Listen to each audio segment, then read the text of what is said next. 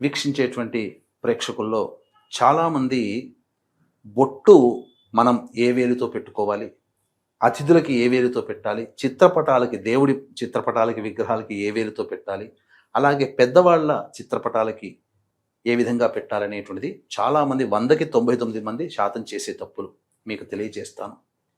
మనం బొట్టు పెట్టుకునేటప్పుడు ఆయుఃకారకుడైనటువంటి శనికి సంబంధించినటువంటిది ఈ మధ్యవేలు ద్వారా పెట్టుకోవడం వల్ల మనకు ఆయురారోగ్యాలు అభివృద్ధి చెందుతాయి. కాబట్టి ఎల్లప్పుడూ మధ్యవేలు మనం బొట్టు పెట్టుకోవడానికి వాడాలి.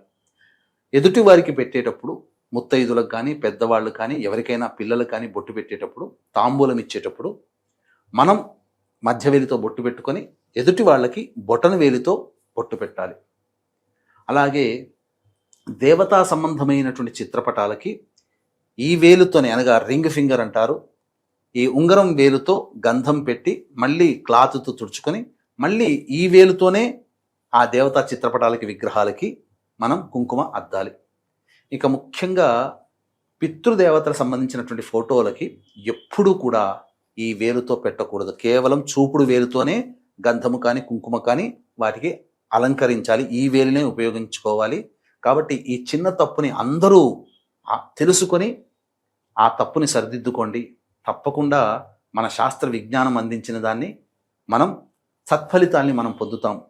ఇలా కాకుండా వ్యతిరేకంగా చేస్తున్నాము అనంటే మనం తప్పు చేస్తున్నట్టే. కాబట్టి వీక్షించేటువంటి ప్రేక్షకులు తప్పు దిద్దుకొని సరి అయినటువంటి విధానాన్ని ఆచరించండి.